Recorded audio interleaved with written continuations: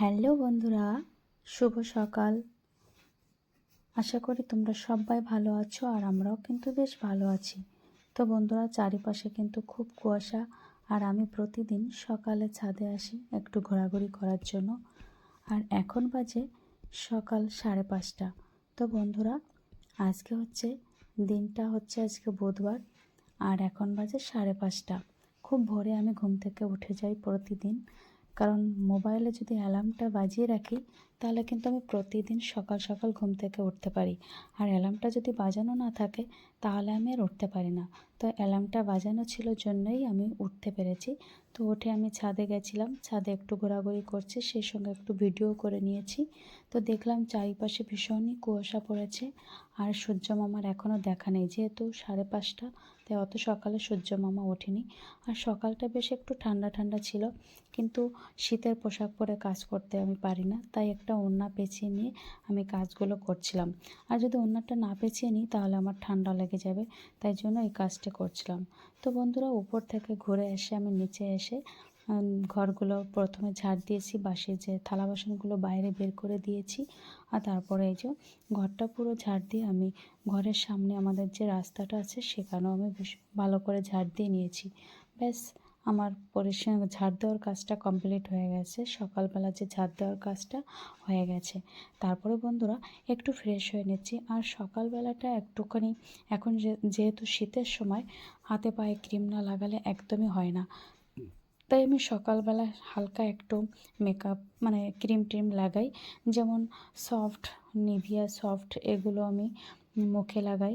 আর একটা body lotion আছে ভীষণই মানে সেন্ট, ওটা আমি হাতে পায়ে লাগিয়ে নিয়েছি। আর একটা পপের যে লিপ গার্ড হয় সেটাই আমি লাগিয়ে নিয়েছি। ব্যাস, আমার সকালের ফ্রেশ হওয়া কমপ্লিট হয়ে গেছে। তারপরে দেখো বন্ধুরা, আমি জানলাটা খুলে দিয়েছি আর কত রোদ ঘরে ঢুকে গেছে। আর দেখো, এবার আমার পুরো ঘরটা একদম পরিপাটি করে আমি গুছিয়ে নিয়েছি। আর এখন আমি করব রান্না। তো কি রান্না করা যায় চলো বন্ধুরা, রান্না করে আসি। তো আজকে আমি রান্না করব একটা সবজি আর চিংড়ি ভাপা। আর ছেলের জন্য ডিম রান্না করব। ছেলে তো চিংড়ি মাছ খায় না, সবজিও খাবে না, তাই ওর জন্য একটু ডিম রান্না করব। তো কালকের মাংস ছিল, সেগুলো দিয়েই সকালে ছেলে খেয়ে নিয়েছিল। আর বাদবাকি আমরা খাবো জন্য এই যে রান্না করছি। তো সবজিটাও বসিয়ে দিয়েছি। আর দেখো বন্ধুরা, আমি চিংড়ি ভাপিটা কিভাবে করি সেটাই তোমাদের সঙ্গে একটু শেয়ার করছি। আমি প্রথমে কিছু কাঁচা পেঁয়াজ আমি কুচিয়ে নিয়েছি। তারপরে একটু জিরে আর কাঁচা লঙ্কা এটা বেটে নিয়ে তোমার কাঁচা কাঁচা সবগুলো দিয়ে মানে জিরে, তারপরে লঙ্কা আর হচ্ছে পেঁয়াজ, এগুলো সবই কাঁচা। আর সঙ্গে মাছটাও কাঁচা মাছ, আর নুন, হলুদ আর বেশ একটু সর্ষের তেল, এগুলো দিয়ে আমি প্রথমে মাখিয়ে রেখেছি। তারপরে উনুনে একটু তেল দিয়ে মানে কড়াইতে তেল দিয়ে একটু জিরে ফোড়ন দিয়ে পুরোটা ঢেলে দিয়ে ব্যাস একটু মানে চাপা দিয়ে দিয়ে হালকা আছে আমি এটা রান্না করে নিয়েছি। আমার রান্নাটাও কমপ্লিট হয়ে গেছে। দেখো বন্ধুরা, চিংড়ি ভাপা করেছি আর একটি সবজি করেছি। আর এটা দিয়ে আজকে সকালে খাওয়া দাওয়া হবে। শুধু সকালে নয়, দুপুরেও আমরা সকালে যেটা রান্না করি দুপুরেও খাই, সকালেও খাই। তারপরে দেখো বন্ধুরা, এই যে আমি গ্যাস ওভেনটা পরিষ্কার করছি। আর এভাবে যদি প্রতিদিন পরিষ্কার করা হয় তাহলে রান্নাঘরটা কিন্তু সুন্দর থাকে এবং গ্যাস ওভেনটা একদম চকচক থাকে। আমি কি করি, যে বাসন মাজা স্কচব্রাইটটা আছে না, বাসন মাজাদের সাবান আর স্কচব্রাইট, ওটা দিয়েই আমি একটু জল দিয়ে ওভেনটা ভালো করে একটু মুছে নিই। তারপরে পুরোটা শুধু গেঞ্জির কাপড় দিয়ে যদি তুমি ওভেন এবং টাইলসগুলো মোছো তাহলে কিন্তু খুব সুন্দর পরিষ্কার হয়। তারপরে বন্ধুরা দেখো, ছেলে আর শ্বশুরমশাইয়ের তো খাওয়া হয়ে গেছে আর আমিও খেয়ে নিলাম। আর এখন আমি কিছু বাদাম, কাজু, কিশমিশ, খেজুর এগুলো ভিজিয়ে রাখি, কারণ আমার ছেলে এগুলো খেতেই চায় না। তাই আমি যদি একটা জুস বানিয়ে দিই এগুলোর, তবেও খুব ভালো খায়। তাই জন্য কিন্তু আমি এটা করছিলাম। প্রতিদিন আমি রাত্রে ভিজিয়ে রাখি আর সকালে যে খাওয়া দাওয়া হয় ভাতটা খাওয়ার পরেই আমি ছেলেকে এই জুসটা বানিয়ে দিই, যাতে ও ভালো খেতে পারে। মানে এমনি তো চিবিয়ে খাবে না, বড় হয়েছে তাও চিবিয়ে খেতে চায় না, তো এইভাবে আমি ওকে খাওয়াই। তো বন্ধুরা, এত সময় ধরে তো তোমরা আমার ভিডিওটি দেখলে, তো কেমন লাগছে অবশ্যই কিন্তু কমেন্ট করে জানিও। তারপর ছেলেকে খাইয়ে দিয়ে আমি একটু ছাদে এসেছি বন্ধুরা, কিছু কাজ আছে ছাদে। ছাদে আমার ঠাকুরঘর, তো কিছু বাসন মাজতে হবে, ঠাকুরঘর মুছতে হবে, তারপর কিছু জামা কাপড় ধোবো। তা এত রোদ এসে গেছে, আমি রোদের মধ্যে বসে কাজগুলো করব না, তাই ভাবছি জামা কাপড়গুলো একটু মানে সার্ফের জলে ভিজিয়ে রাখবো, পরে এসে এগুলো কাচতে হবে যখন রোদটা একটু কমে যাবে। এখানে যেহেতু টিনের শেড দেওয়া আছে, একটু পরেই রোদটা কমে যাবে। তো এত রোদে বসে এত কাজ করলে মাথায় যন্ত্রণা হবে, সেই জন্য আমি আর করব না। তো ছেলে উপরে গেছে, ও যাবে আবার পড়তে। তো ওকে বললাম, বাবা তুমি চান করে নাও। তো ছেলেটা চান করে নিয়েছে, আর আমি আর তখন চান করিনি, আমি নিচে এসে বেশ কিছু কাজ ছিল সেটাই করব। তো নিচে এসেছি বন্ধুরা, আমার যে ঘরে যে ফার্নিচারগুলো প্রতিদিন যদি এখন না মুছি, এত ধুলো পড়ে কি বলবো বন্ধুরা। সকালে মুছে একদম পরিষ্কার করে রাখি, তারপরে দেখি যে সকালে ঘুম থেকে উঠবো পরের দিন, দেখবো একদম সাদা হয়ে গেছে। মানে শীতের সময় তো কোথার থেকে যে এত ধুলো চলে আসে আমি নিজেই বুঝি না। যাই হোক, প্রতিটা জিনিস আমার ঘরের যে কয়টা জিনিস আছে সে যেরকমই হোক না কেন, অতি সাধারণ আমার জিনিসগুলো, কিন্তু আমি সবসময় সেগুলোকে মুছিয়ে পরিষ্কার করে পরিপাটি করে রাখি। এটা আমার খুবই ভালো লাগে যে ঘর দুয়ার পরিষ্কার পরিচ্ছন্ন করে গুছিয়ে রাখাটা আমি ভীষণ পছন্দ করে। তাতে আমার যদি কষ্ট হয় আমি তাও কিন্তু এই কাজগুলো করি। অনেক দিন আছে আমি কাজ করতে করতে আমার দেরি হয়ে যায়, চান করতেও দেরি হয়, মানে দুপুরে আমি ঘুমাই না বলতে গেলে, মানে টুকটাক টুকটাক কাজ করতেই থাকি।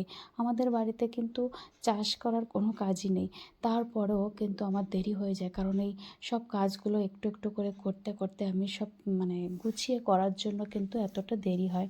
তারপরে পুরো ফার্নিচারগুলো তো আমি মুছে নিয়েছি, আর এখন ঘরটাও আমি ঝাড় দিচ্ছি, কারণ ঘরটা মুছতে হবে। আর ঘর মোছার আগে যদি ঘরটা ভালো করে ঝাড় দেওয়া না হয়, তাহলে কিন্তু ঘরটা ভালো মোছা হয় না, আমার যেটা মনে হয়। তার জন্য কিন্তু আমি প্রতিদিন আগে ঘরটা ভালো করে ঝাড় দেবো, তারপরে ঘরটা মুছবো। তো এদিকে ছেলে পড়তে চলে গেছে, আর শ্বশুরমশাই ছেলেকে নিয়ে চলে গেছে পড়াতে, আর আমি কি করছি, ঘরের কাজগুলো করছি। আর সকালে যেহেতু আমার রান্না হয়ে গেছে, এখন আর আমার কোনো তাড়া নেই। সকালবেলাটা যদি রান্না করা হয়ে যায়, তাহলে কিন্তু পরে যত মানে টুকটাক করে সব কাজগুলো একদম কমপ্লিট করা যায়। তারপরে ঘরটা মুছে এই যে দেখো বন্ধুরা, আবার চলে এসেছি উপরে। কিছু পুজোর থালা বাসন ছিল, এগুলো মাজা হয়ে গেছে, আর এখন আমি জামা কাপড়গুলোও ধুয়ে নিচ্ছি। আর এখন শীতের দিন, তো দিনটাও ছোট, আর এখন আমি জামা কাপড় ধুচ্ছি, তো একটা জামা কাপড়ও শুকাবে না, আবার কালকে আমাকে রোদে দিতে হবে। কারণ রোদ এখন দেখাচ্ছে অনেক, কিন্তু একটু পরেই রোদটা চলে যাবে, এই জন্য কিন্তু কিছুই শুকাবে না।